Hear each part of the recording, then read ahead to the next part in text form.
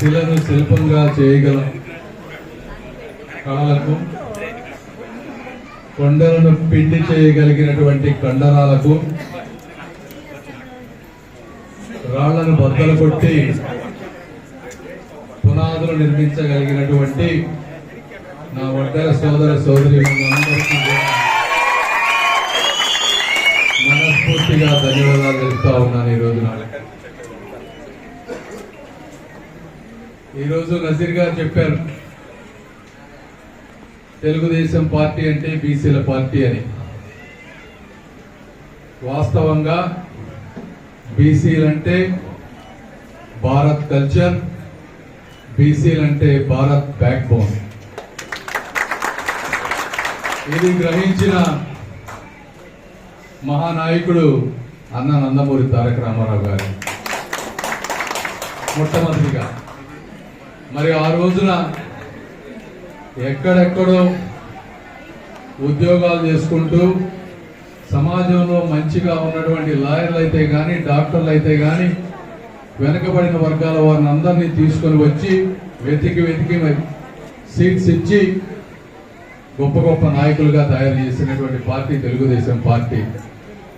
తెలంగాణలో చూస్తే ఈ రోజు కూడా బీసీ సోదరులందరూ కూడా వాళ్ళ రక్తం పోస్తే పసుపు కారుతుంది అని చెప్తా ఉంటారు. ఆ విధంగా ఆ రోజు అన్న నందమూరి తారక రామారావు గారు బీసీలకు మేలు చేశారు. మరి ఇక్కడికి వస్తే నారా చంద్రబాబు నాయుడు గారు, నజీర్ గారు చెప్పినట్టు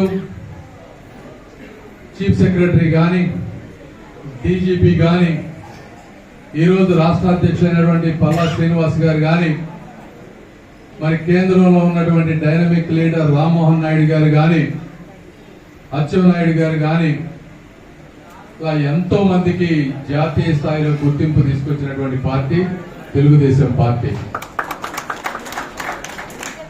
మీరు గత 5 సంవత్సరాలు చూస్తే జగన్మోహన్ రెడ్డి గారు, ఆయన కూడా పేరుకి ఒక 4 డిప్యూటీ సీఎం, 4-5 డిప్యూటీ సీఎంలు ఇచ్చారు.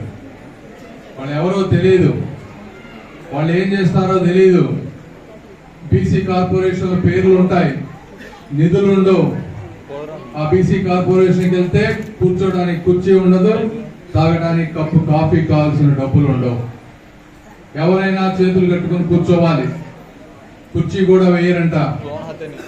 అలాంటి పరిస్థితిలో ఉన్నటువంటి పార్టీకి ఈరోజు తెలుగుదేశం పార్టీ నారా చంద్రబాబు నాయుడు గారు వస్తే ఎక్కడైనా సరే ప్రధానమంత్రి నుంచి రాష్ట్రపతి గారి దగ్గర వరకు రామ్మోహన్ నాయుడు గారిని ముందు తీసుకువెళ్తారు. తర్వాత నేను కానీ ఇంకొకళ్ళు కానీ. అలాంటి నిజమైన గౌరవం ఇచ్చేటువంటి పార్టీ తెలుగుదేశం పార్టీ. జగన్మోహన్ రెడ్డి గారు యువకులు అని చెప్పి అందరినీ కూడా అబద్ధాలు చెప్పి మోసం చేసినటువంటి చరిత్ర. అదేవిధంగా మొన్న ఎమ్మెల్సీలు తీసుకుంటే 2 ఎమ్మెల్సీలు కూడా 2 బీసీలు కష్టపడినటువంటి వాళ్ళకి, ఎప్పటి నుంచో పార్టీలో ఉన్న వాళ్ళకి ఇచ్చినటువంటి పరిస్థితి. ఈ రోజు జాయిన్ అవుతున్నటువంటి వెంకట్ గారికి కానీ మిగిలిన వాళ్ళందరికీ నేను ఒకటే చెప్తా ఉన్నాను, తెలుగుదేశం పార్టీ సిద్ధాంతాలు వేరు, క్రమశిక్షణ కూడా వేరు. ఆ సిస్టంకి తగ్గట్టుగా అలవాటు పడాలంటే కొంచెం సమయం పడుతుంది. 10 సంవత్సరాలు ఒక పార్టీలో ఉన్నప్పుడు, పార్టీ మారినప్పుడు వ్యక్తుల్లో కొంచెం భయం కూడా ఉంటుంది. అరే, ఇప్పటి వరకు నేను నిర్మించుకున్నదంతా వదిలేసి కొత్త పార్టీలోకి వెళ్తున్నాను కాబట్టి మీరు ఏమీ భయపడొద్దు. ఓపికగా తెలుగుదేశం పార్టీ సిద్ధాంతాలకు అనుగుణంగా పనిచేస్తూ క్రమశిక్షణతో ఉంటూ 10 మందిని కలుపుకొని వెళ్తే మిమ్మల్ని ముందుకు తీసుకువెళ్ళడానికి అండగా మా ఎమ్మెల్యేలు మేము ఉన్నామని మీ అందరికీ తెలియజేస్తాం. కాబట్టి ఈ రోజున యువకులు కావాలి. ఎందుకంటే జనాభాలో అత్యధిక శాతం యువకులు ఉన్నారు. యువకులు మిమ్మల్ని అందరినీ చూసి రోల్ మోడల్ గా చూసుకుంటారు. కాబట్టి వారి ఆకాంక్షలకు తగ్గట్టుగా కూడా మనం కూడా ప్రవర్తిస్తారని, మీరు తెలుగుదేశం పార్టీని ముందుకు తీసుకువెళ్తారని ఈరోజు కూటమి ప్రభుత్వం చంద్రబాబు నాయుడు గారు చేసేటువంటి ప్రతి సంక్షేమ కార్యక్రమానికి కానీ, పేదలకు చేసేటువంటి ప్రతి మేలుని అట్టడుగు వర్గాలకి తెలియజేస్తారని తెలుపుకుంటూ మీరు ఈరోజు పార్టీలో జాయిన్ అవుతున్నందుకు డెఫినెట్గా ఈరోజు గుంటూరు చుట్టుపక్కల ప్రాంతంలో ఈ పార్టీ మరింత బలపడుతుంది కాబట్టి మీకు మనస్ఫూర్తిగా అభినందనలు తెలుపుకుంటూ వడ్డేరా హక్కుల పరిరక్షణ సమితి రాష్ట్ర అధ్యక్షులుగా ఉన్నాను. గత 15 ఏళ్ళ నుంచి కుల సంఘాల్లో ప్రయాణం చేస్తూ ఉన్నాను. అలాగే 2013 నుండి కూడా వైఎస్ఆర్ కాంగ్రెస్ పార్టీలో ఎంతో కష్టపడి ఆర్థికంగా రాజకీయంగా జగన్ గారి దొంగ హామీల మాటలు నమ్మి బీసీలని ఓటర్లుగా కాదు నాయకులుగా చేస్తానని నాలాంటి బీసీ నాయకులను ఎంతోమందిని రాజకీయంగా వాడుకొని అధికారంలో వచ్చిన తర్వాత కనీసం మాకు అపాయింట్మెంట్ బీసీ నాయకులకి ఎవరికి కూడా అపాయింట్మెంట్లు ఇవ్వకుండా సజ్జల రామకృష్ణ అనే వ్యక్తి దగ్గర మేము వెళ్ళి ఎన్నిసార్లు మా మొరబెట్టుకున్నా కూడా సెంట్రల్ ఆఫీస్లో మాకు చెప్పే సలహా ఏంటంటే మీకు పదవులు రావాలంటే బూతులు పెట్టాలి. మీరు గమనించండి, మీడియా మిత్రులు కానీ బీసీ నాయకులందరూ కూడా గమనించండి, వైఎస్ఆర్ కాంగ్రెస్ పార్టీలో నిజాయితీగా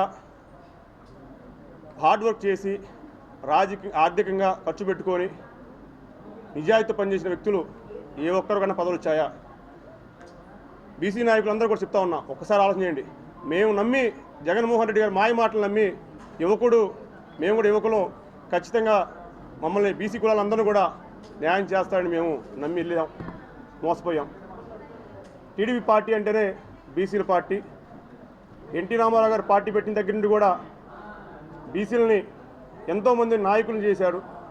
గతంలో రాజకీయాలంటే ధనం భూస్వాముల దగ్గర అగ్రవర్ణాల వద్ద మాత్రమే రాజకీయం చేసేవాళ్ళు. కానీ ఎన్టీ రామారావు గారు వచ్చిన తర్వాత టీడీపీ పార్టీ ఆవిర్భించాక బడుగు బలహీన వర్గాలు కూడా రాజకీయంగా నాయకులుగా ఎదిగారు. ఈరోజు కూడా టీడీపీ పార్టీలో తీసుకుంటే నామినేట్ పోస్టులో కానీ అదేవిధంగా సంక్షేమ పథకాల్లో కానీ బీసీలకు పెద్దపీట ఇస్తూ గౌరవనీయులు చంద్రబాబు నాయుడు గారు మంచి సుపరిపాలన చేస్తూ ఉన్నాడు. ఆయన పరిపాలన వచ్చి స్వచ్ఛంగా ఏం పదవులు కానీ ఏం ఆశించకుండా స్థానిక పార్లమెంట్ సభ్యులు కేంద్ర మంత్రులు పెమ్మసాని చంద్రశేఖర్ గారు, అలాగే మా శాసనసభ్యులు నసీర్ అహ్మద్ గారు, వెస్ట్ ఎమ్మెల్యే శాసన గల్లా మాధవ్ గారు వారి నాయకత్వంలో గుంటూరు నగరంలో కానీ ఉమ్మడి గుంటూరు పార్లమెంట్ జిల్లాలో కానీ టీడీపీ పార్టీ కోసం మళ్ళీ టీడీపీ పార్టీ ఉంటేనే బీసీలకి రాజకీయంగా ఆర్థికంగా బాగుంటుందని నా వంతు వృధాభక్తిగా చేస్తానని, పార్టీ అనుకూలంగా పార్టీ యొక్క సిద్ధాంతాలను కట్టుబడి ఉండి రానున్న రోజుల్లో టీడీపీ పార్టీ గెలుపు కోసం వృధాభక్తిగా చేస్తానని తెలియజేసుకుంటాను.